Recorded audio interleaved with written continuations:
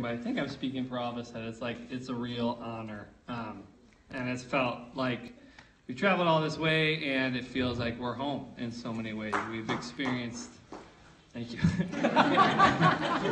We've experienced really awesome hospitality. So this is really awesome and remarkable to be here. We're just going to do quick introductions. My name is Joe Cruz and I live in the Minneapolis Catholic Worker, also sometimes called the Rye House community. I'm Jenny Truex, and I am in the St. Louis Catholic Worker. I'm Maria Berg, and I'm a part of Sukasa in Chicago. I'm Lydia Wong, and I'm a part of Emmaus House in Chicago. I'm Brenna Cousin-Inglada, and I live at St. Isidore Catholic Worker Farm in southwest Wisconsin, formerly of the St. Francis and Therese Catholic Worker in Worcester, so good to be close to home. So we're going to take maybe 20 to 25 minutes to just chat about what's kind of been going on in the Midwest and what brought us here to be with you all tonight. And then the rest of the time, we're just hoping to have conversation and dive into some of this material with you all. I think I'm going to stand to read this portion, maybe, so I can see better. After Mike Brown was murdered, while his body lay uncovered under the Missouri summer sun for 4 hours, the suburb of Ferguson began to tremor. Mike Brown's death was the beginning of an avalanche. The protests in Ferguson were a shockwave felt around the world. In the age of Obama, the intertwined, inseparable twin evils of neoliberal capitalism and white supremacy had forced the boiling over amidst decades of pain and violence. The rebellion in Ferguson became a crucial wake-up call for many with more racial and economic privilege of the enduring reality that poor working-class black people are gunned down by the state with complete impunity. The shockwave of the Ferguson protests grew in strength over the years as instances of state-sanctioned murder continue to plague black communities around the country, and resilient, brilliant forms of organizing rose up to combat them. And, of course, these shockwaves were felt deep within the marrow of the Catholic worker movement, compelling many communities to respond. Involvement in protest movements around racial justice is definitely not new to the Catholic worker. As you all know, many Catholic workers participated in the civil rights struggles of the 60s and 70s. Dorothy's last arrest was amidst the labor struggle of, by, and for Mexican and Mexican-American agricultural workers. And I'm sure we would all agree that our movement's historical anti-imperialist focus combats white supremacy exported abroad via the U.S. military. However, for many of us in the Catholic worker, the recent revolutionary movements around systemic racism and police brutality have called us to be increasingly honest in acknowledging our own shortcomings, specifically the ways that the Catholic worker has upheld racist power structures and ignored systems of white supremacy embedded in our movement and its history. For me, a textbook example of the way in which this racism is embedded in our movement can be found in the story of Peter Morin's Harlem branch of the New York City Catholic Worker. Peter was, of course, understandably very deeply disturbed by the economic and social oppression heaped on black people in New York.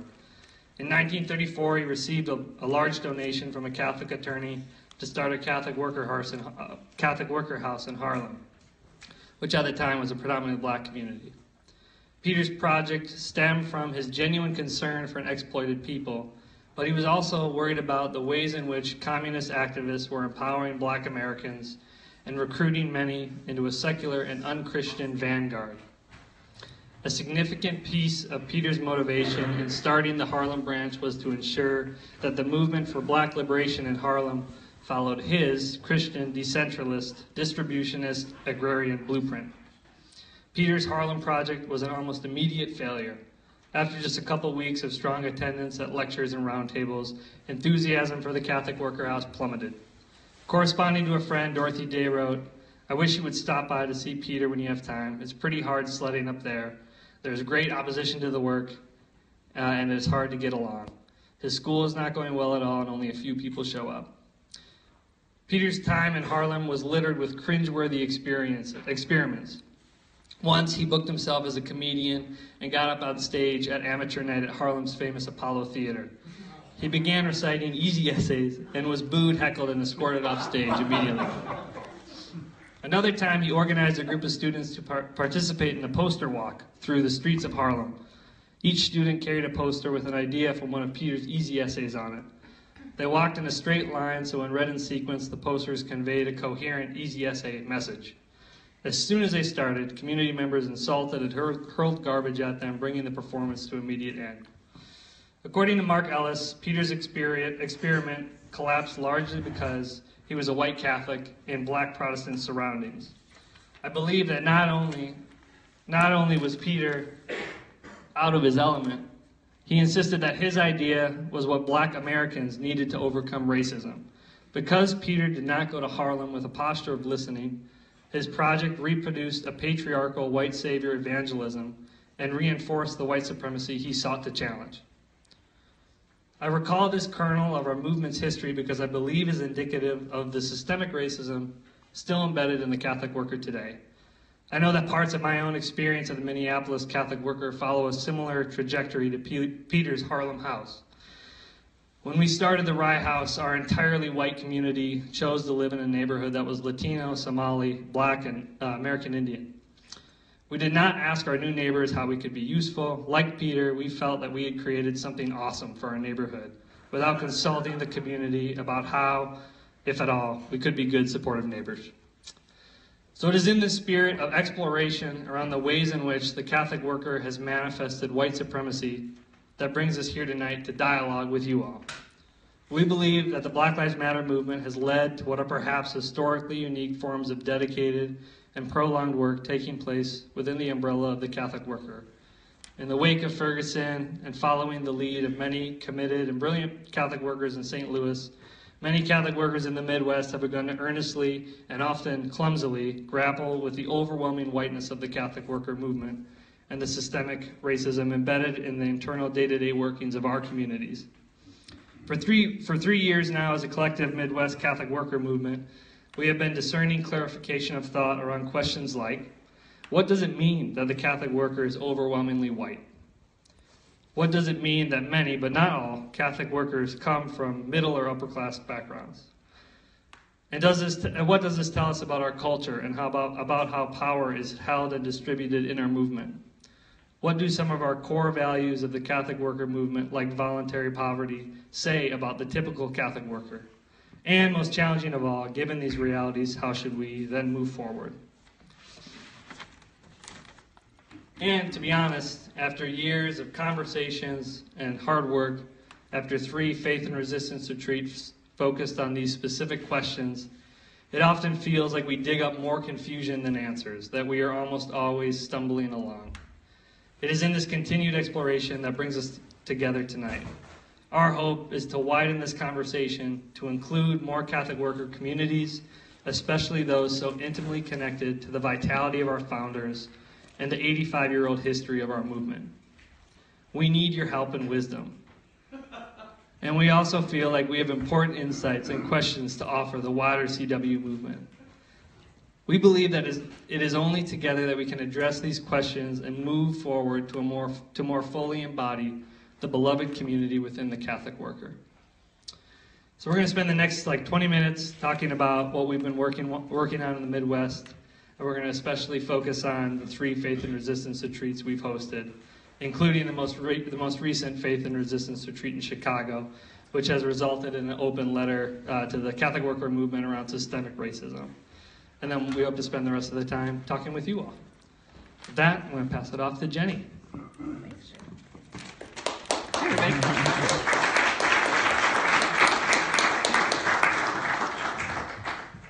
Thank you all for having us. I'm feeling really humble and nervous and excited to be here with you all. So thank you all for joining us tonight.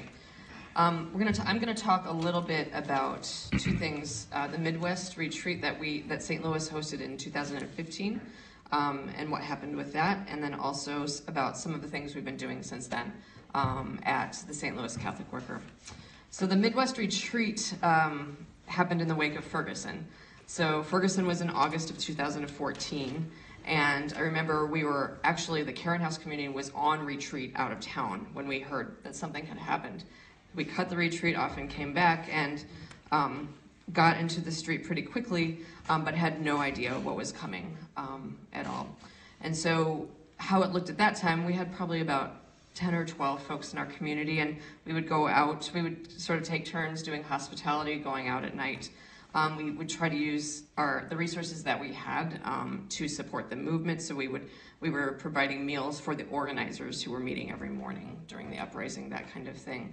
And we were trying to, at the time, also really use our platform to amplify the voices of folks of color who were being targeted by police, who continue to be targeted by police, but who were part of that uprising. So those are sort of the priorities and how it kind of played out back then in 2014.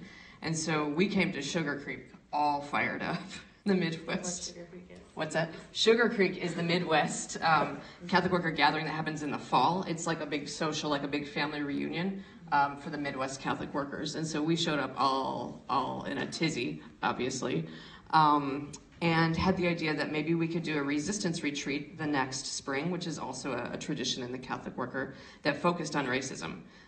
Because was something that I don't think we had done yet at the time. And so what we did was we had an outside group come in and kind of do a racism audit of our movement in our individual communities. So they gave us resources in how to look at our structures, our policies, our practices, the way we do things, our decision making, our leadership, our finances, all of that kinds of things, to look at how racism might be showing up, how white supremacy might be being played out without us even kind of being aware of it. And so that was a really powerful weekend, and it was scary for all of us, I think. And I think some of the fear with folks was that it felt threatening to the values of the movement. Are we going to lose our Catholic worker tradition if we embrace some of the things that you all are talking about?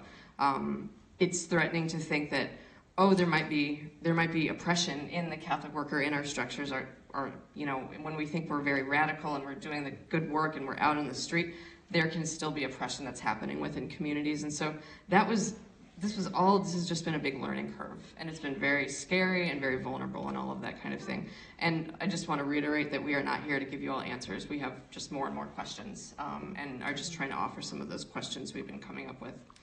One of the things that we also noticed when we were talking earlier about this is that another thing that was tough about that retreat is we had trouble sticking with racism. And I think partially we often kept going to class and to classism, to economic exploitation, and had trouble just staying on the fact that 99% of the people in the room were white, and what was that about? It was because it was uncomfortable. And we were much more familiar and used to talking about class and the poor and poverty and that kind of thing. So that was also a learning curve for us, I think. So that, at that retreat, we just asked questions about, like, how are we showing up for groups that are led by people of color? What are the relationships of accountability that we have in our communities, that type of thing. We tried to start to look at the Catholic worker values through an anti-racism lens. And so what that looked like was roundtable discussions where we said, voluntary poverty, let's talk about that. Let's talk about nonviolence and pacifism, that kind of thing. So that's kind of how that looked. So that was the beginning of what was going to end up being 3 full retreats on racism, which we didn't know would happen, and it's been really, really growthful, I think, for our Midwest community. So that's cool. So I'm going to try not to talk too long, sorry, about some of the work that Karen House and the St. Louis Catholic Worker has done since then. Again, it's a lot about bringing up questions. So one of the big things that we've done is looked at the aims and means of the Catholic worker and our own interpretation of that through an anti-racism and anti-classism lens. So we're looking at things like, and how they're written. So we're looking at things like the fact that we name our Catholic worker aims and means names capitalism as an evil, but it doesn't name necessarily, and doesn't go into very much. It doesn't name white supremacy. Doesn't name the relationships between those two things. We talked for hours and hours about voluntary poverty and what that looks like to folks who weren't raised with financial stability, because it was our experience that a lot of folks of color and a lot of people who were not raised middle class or upper class really struggled with that idea and really, think we're crazy. And so, what does that mean without being dismissive of that critique? We looked at the aims and means that talked about manual labor, talking about the connecting to the land. Those are also part of the aims and means, and they both use phrases about reconnecting which assume an audience of people that have lost connection.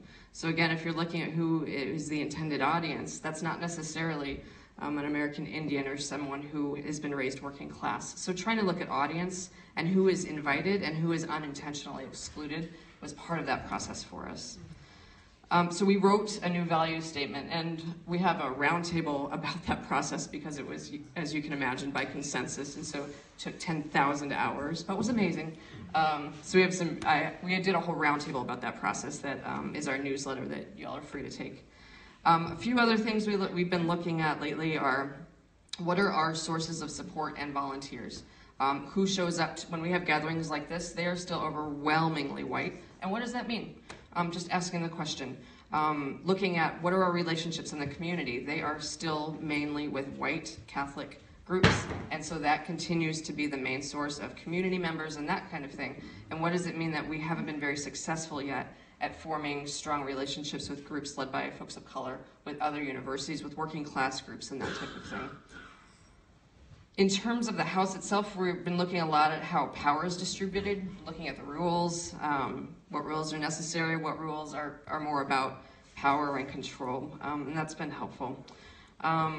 We're thinking now about, like, again, about these sources for volunteers, and in a lot of ways, our community is very small right now, but we're talking about but we're multiracial, and we are more diverse as a large community than we've ever been. Part of that is we ask the question at every meeting, where have you seen racism this week? What have you done to combat racism this week? So it keeps racism as a central piece of what we're thinking about, which I think has been a really valuable practice, because white privilege for white people enables us to not think about it. That's the definition of how it works. So building in structures to keep it present for white people is really necessary, I think. Lastly, in terms of external work, so those are sort of internal to the community types of things. Externally, we've been just trying to show it better for the local groups who are run by folks of color. So we are following their actions instead of planning our own actions. We are showing up and trying to amplify their voices instead of trying to become the experts ourselves and be the leaders on this. And the last thing I can think of is, we're trying to use the resources we have around hospitality uniquely. So like we always have tons of food. So we're getting food out to especially victims of police violence. So we're bringing food baskets and things like that. Just a little bit of a shift from things that we've done in the past, but feels valuable and that type of thing.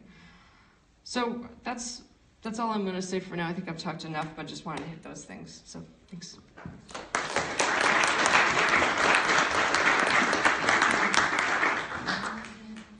In the fall of 2015, Jamar Clark was shot and killed by the Minneapolis police in North Minneapolis. And most witnesses in the neighborhood said he was likely handcuffed when he was shot in the head. So in the subsequent months, folks in the neighborhood, in conjunction with Black Lives Matter Minneapolis, occupied the 4th Police Precinct police station for, I think, what was like a month and a half or something like that. And our community was really involved in that occupation and that kind of protest movement. We provided a lot of support and just tried to be present. And it was kind of through that activism that we started to develop a relationship with organizers from Black Lives Matter Minneapolis. And amidst that, we were having conversations kind of following up from the St. Louis retreat, which we had all been to. We're trying to think about ways in which we could, use our community and kind of offer our community to organizers of color in the city and the gifts that we have. So we kind of wrote up a proposal that was basically to host a faith and resistance retreat, but from the beginning work with organizers from Black Lives Minneapolis and to kind of use what we see as a gift in the Catholic worker, which is large amounts of people willing to do civil disobedience and go through the legal system. We offered that to Black Lives Matter Minneapolis, and we're like, hey, would this be useful? And the answer was yes. So then the following spring, we had about 100 Catholic workers all from the Midwest come to Minneapolis, and Black Lives Matter Minneapolis led us through a 3-day long training, which culminated in a a civil disobedience action at the Twins home opener game that was in response to the non-indictment of the police officer that killed Jamar.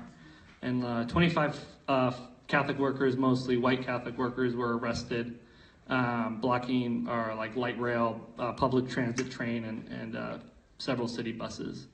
And then we went through the legal system and tried to kind of amplify Black Lives Matter's demands through that process as well. It was a beautiful experience, and I think it kind of has built this long-term relationship with a lot of the BLM organizers that's informing the activism work that we've done over the past few years. You want to add some stuff? Yeah. So I'm just going to add a little bit about that, some learnings for me from the Minneapolis retreat. The Minneapolis retreat was pretty, mind-shifting for me, because I had been reading, been committed the last few years before that to reading authors of color and just really diving into a lot of stuff that I had learned. I had considered myself a radical. I had considered myself a radical and for many years in the Catholic worker, and then realized I didn't know any radical Black history in our country, and I wondered why that was that I hadn't learned that in our movement, and wanted to commit myself to learning that. But then going through that weekend was even more. It was so amazing and so uncomfortable. And I'll share a few of those uncomfortable moments. Well, one was more just learning, not as uncomfortable, but our two trainers both shared with us. They were both two women, Black women, and they, through their organizing in Minneapolis, Minneapolis we think of in the Midwest as this super liberal, progressive city where everybody's really nice. We talk about Minnesota nice all the time. And these women talked about how, since they had been organizing, one of our trainers said, as she's outside the jail, waiting for people to be bailed out and things, she's had cops go by her and just pointing their fingers at her, aiming them at her head like they're gonna shoot, like a police officer. And I'm thinking, as she's sharing this story, I'm thinking, nothing like that has ever happened to me. And so just what shifts your mind when that happens. And then the other trainer shared a story of her close friend who got pulled over, who was also an organizer with Black Lives Matter, who got pulled over by a Minneapolis police officer who was a woman who point blank said, "You're lucky it was me who pulled you over, because if it was one of the men..." You're lucky what? You're lucky it was me who... I've got wax in my ears. Okay. Forgive me. She said, "I'll try to face you." She said, you're lucky it was me who pulled you over. If it was one of my colleagues, you wouldn't have survived this encounter." Well, see, you're not making this clear. Because you're not mentioning this is a person of color, this is a person not of color, and stuff like that. I understand that you don't want to make distinctions, but meanwhile, back at the ranch... Sure. These two women were women of color, Okay. and a white police officer pulled her over and said, if it wasn't me, you would not have survived this encounter. So these were just learning that these were the conditions under which our fellow activists who had agreed to train us were operating under, was just really humbling for us. And then, so we had agreed to do an action on Monday, and on Sunday night, these women had arranged, or maybe it was partly through the Minneapolis Catholic worker, arranged for lawyers to come and talk us through the legal process, what would happen if we got arrested, and these were the different charges we might face. And we talked to these lawyers for about 2 hours. The next morning, and we also agreed to not know what the action would be until a couple hours before the action, because these women were so vulnerable. These women and their fellow activists were so vulnerable. If the action got out in advance, there wouldn't be an action, and then these folks would suffer the consequences. Were these people of color who were going to engage in an action with you? No, they planned the action, and it was white people who performed the action, and we agreed. So it gets pretty complicated. It got very complicated. That was very uncomfortable for all of us. We weren't sure whether we wanted to engage in an action that we didn't get to plan. and that they weren't going through with us, but they explained, we don't want more black and brown bodies in prison. You all said you would be willing to risk civil disobedience, and so please, this is the way we need to have it be done. They also talked about how they're used to having white people not trust them, and so they were asking for our trust. And then Monday morning, that trust broke down from most of us who were willing to get arrested. I almost opted out. Some people did opt out. Many of us almost opted out because there started to be talk of we might get a felony, and everyone was sort of freaking out. And then our trainers, and then I felt terrible because our trainers said, here's another instance, why aren't you trusting us? We're not going to put you through a situation where you'd be getting a felony. There were these rumors going around, and it was just sort of a case in point that sort of slapped us in the face, like here we are again. We had the benefit of having these lawyers talk to us for 2 hours, and it dawned on me, these young folks from the Black Liberation Project had just showed up Monday morning. They're working to earn their money, and they took time out of their day to come and help us organize. And they have been arrested. All their friends, a lot of their family members are in and out of the jail system, mostly unjustly.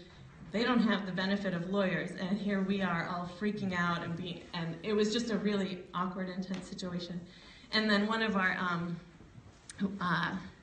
just sharing with you the experience and leaving it with you, but this, we had to have a sort of code phrase. We were all going to be linking arms, and we wanted to be prepared, like when the police start pulling us off, what will be our code word? And we decided, how about we start singing?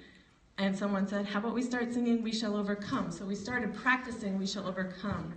And the Black Liberation Project folks, they were all young, just sort of asked us, please don't sing that song. That's not your song to sing. That's like our movement history song. That would be weird if a bunch of white people just started singing We Shall Overcome. And that hurt a lot of people in our group's feelings. And that was another moment when people thought, who are these people? We're doing this action for them. And it just got very tense. And then some of the chants that they were leading us in were very chants that I would not be normally chanting. They had a lot of swear words, so I kind of bleeped out the swear words as I was chanting. And then we were arrested and processed and out within like 2 hours. And we debriefed afterwards with our Black Lives Matter trainers, and they said, we've just never seen anything like that. We have never been processed within 2 hours. They had been held for 50 hours. So it was just a very rattling experience.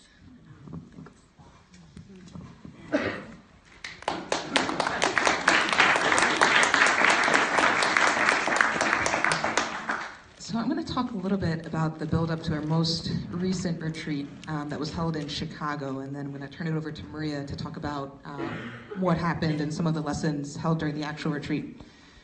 So Emmaus House in Chicago, we have been partnered with an organization called the Let Us Breathe Collective for maybe four years now, going on 4 years. And we providentially met them through our original landlord for our community, Clyde Ross, who had been a civil rights activist in North Lawndale, doing a lot of fight against contract buying, was featured in Ta-Nehisi Coates' article, The Case for Reparations. And so we fell into this relationship with Let Us Breathe through one of my housemates and I were guests of Mr. Ross at an awards banquet he was at, and happened to be sitting next to Damon Williams. Started talking with him and found out that he and his sister had just gotten back from Ferguson. They had been going back and forth, supporting the activists there, taking them gas masks. And Devin and Frank had just gotten back from Ferguson themselves, and so really hit it off. But this was these group of Chicagoans. It started as about 3-4 people, just informally seeing the struggle and saying, what can we do? They had done one exploratory trip down there, saw people getting gassed, and said, we can buy as many gas masks as we can, raise money in Chicago, and just start driving them there. And And so our introduction to them, that had kind of passed. Those critical moments in Ferguson had passed, and they were trying to figure out now, what does that look like now to bring this movement back to Chicago? And so we began partnering with them in our neighborhood of North Lawndale, focusing on the unjust killing of Rakia Boyd.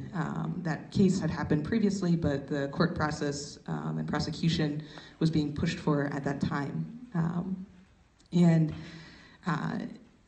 The Let Us Breathe Collective began a collaboration in being able to offer what they had, which was passion, credibility, creativity, and we were able to offer what we had, which was space, and sometimes effort and work that we could put into things, and also some encouragement of there's other communities out there that are doing similar things, and there's this movement of activists who are doing similar things and holding similar values.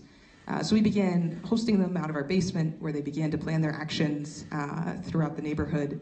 They eventually began to really form a larger collective of going from their small group of 2 or 3 meeting at a time to having 20 or 30 folks who would be actively involved, and really focusing in particular on police violence. And that police violence, I mean, we've seen it all over. In Chicago, we have Rakia Boyd and Laquan McDonald, among others. But then here in New York, you have your own police violence of Eric Gardner and Sean Bell and stop and frisk that fortunately has been overturned or suppressed through the ACLU somewhat. But just this, the larger fight was able to be brought into a local context. And in that, we began looking at what it really means to support and work with one another. We never at any point, although we mutually would support each other in initiatives, they are not part of Emmaus House, and we are not necessarily Let Us Breathe. And so that became this interesting dynamic of what does it mean to work together, and what does it mean for us as a community to support them, even if we don't fully support every single value that they have. How much overlap do we need in order for this to work? And so they were organizing quite a few things in Chicago. It turned into like a 41-day occupation of a vacant lot in our neighborhood, with all of the activists doing all of their showers in our home. And it was something where it turned into both a ridiculously busy time and chaos, and this sense of beauty where Let Us Breathe was exploring what does a community look like envisioning a world without police? And what does it look like to build a new community in which decisions are made by the community and in which we support one another? So one of the things that they say is, you know, we are all that we need, and that we are able to supply all that we need, and that within the community, we are able to care for one another, which sounds remarkably like a lot of Catholic worker values. And so we had this collaboration.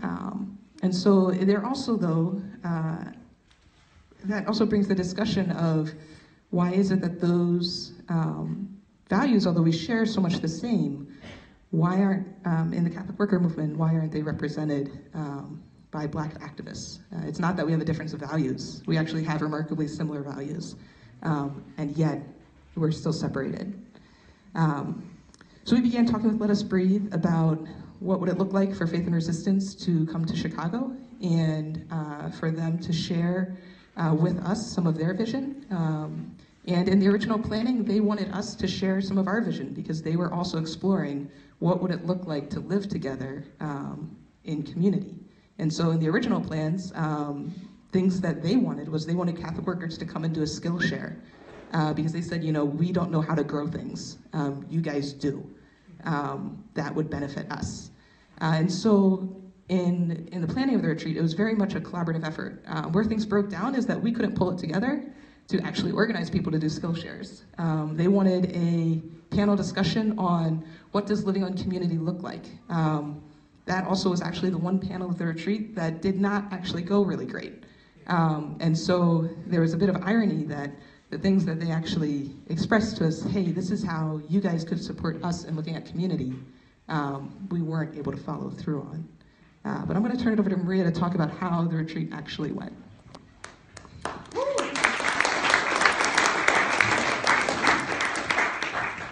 So for me, the retreat actually began with an action that Let Us Breathe planned, because I moved to Mustard Seed Catholic Worker Farm through Chicago on Juneteenth, which is the celebration of emancipation of slaves finally reaching Texas. That took quite a long time back in the days before email.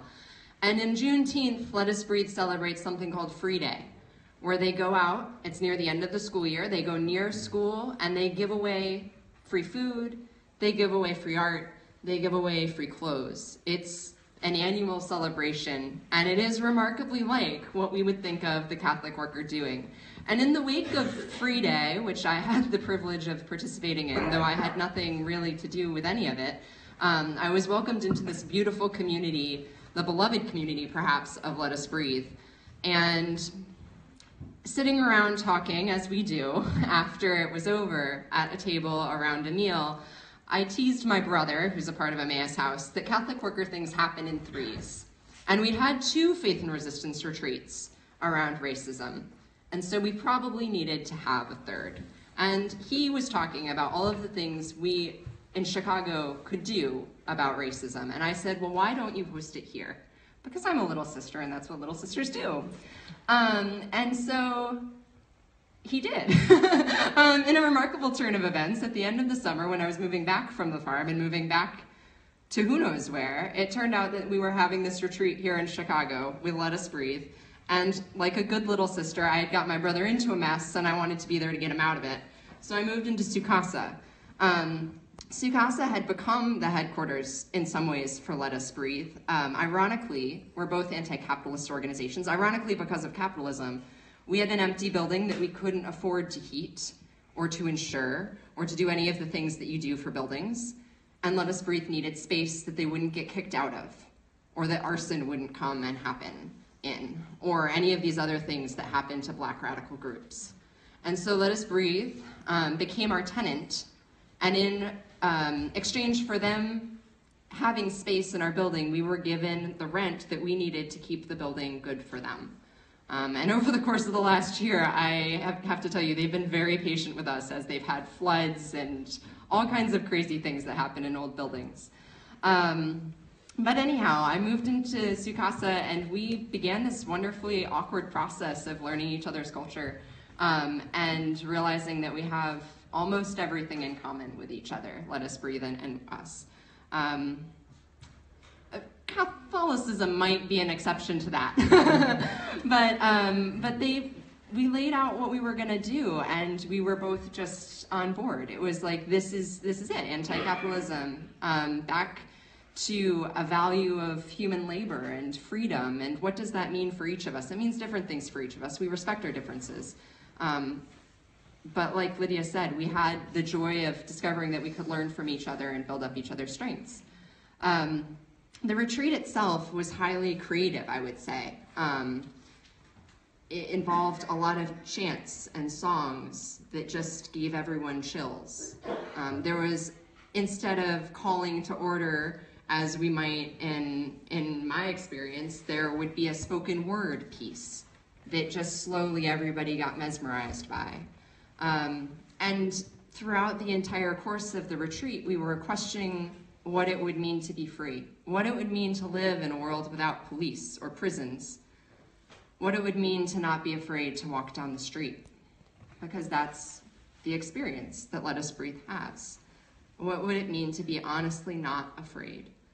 And what structures we would need to provide to replace the police, to replace prisons. What would it mean to build a new world in the shell of the old, as we might say? What it would mean to live in a world with fewer strangers. And so as we were going through this process, it became kind of obvious to us that if we were to go ahead and get arrested by the police, we would be putting the power in the hands of the police. And that would be rather ironic for a group of people who wanted to see the end of policing. And so we were kind of offered the suggestion by Let Us Breathe that maybe it wasn't theirs to design an action. Maybe it was ours. Maybe it was white work to figure out what to do about white supremacy.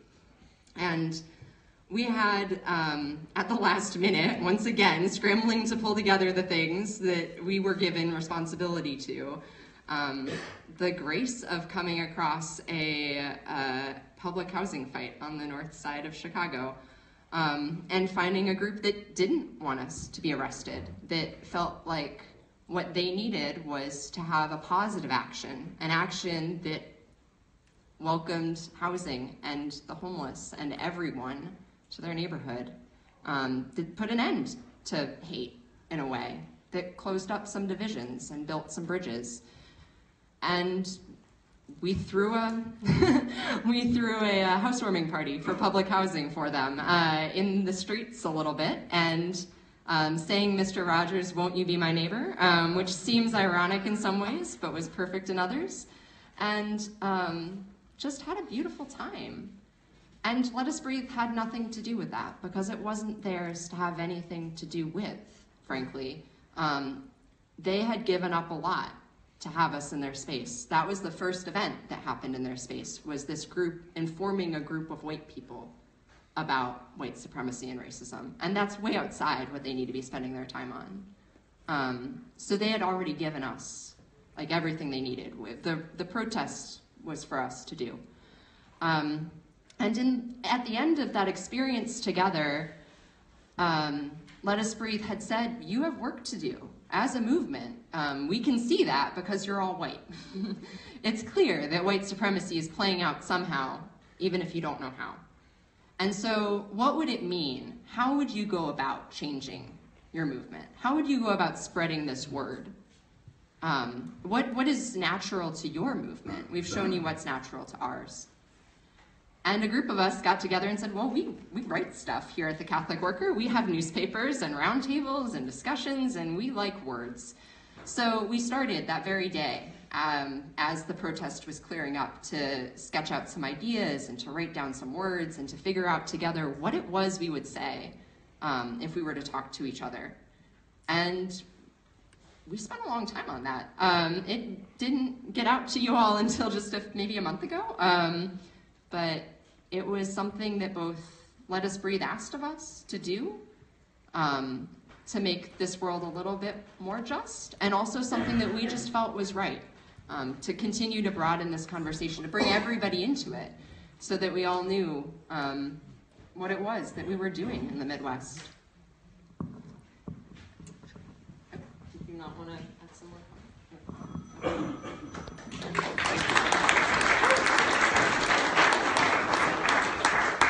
One more quick thing I forgot to say earlier.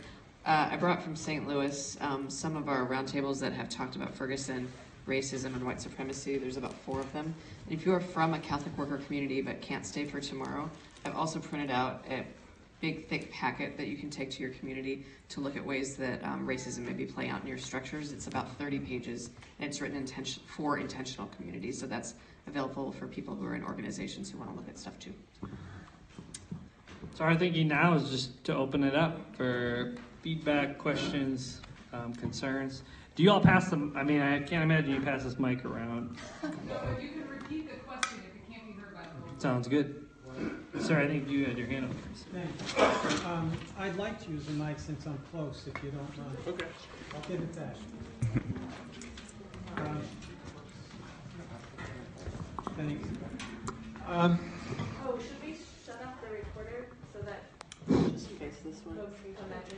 Or I could just face this way so we only have audio, or? I think there was someone who didn't want to be recorded at all. Just turn. Okay. Just turn off. Okay. Thanks. We're going to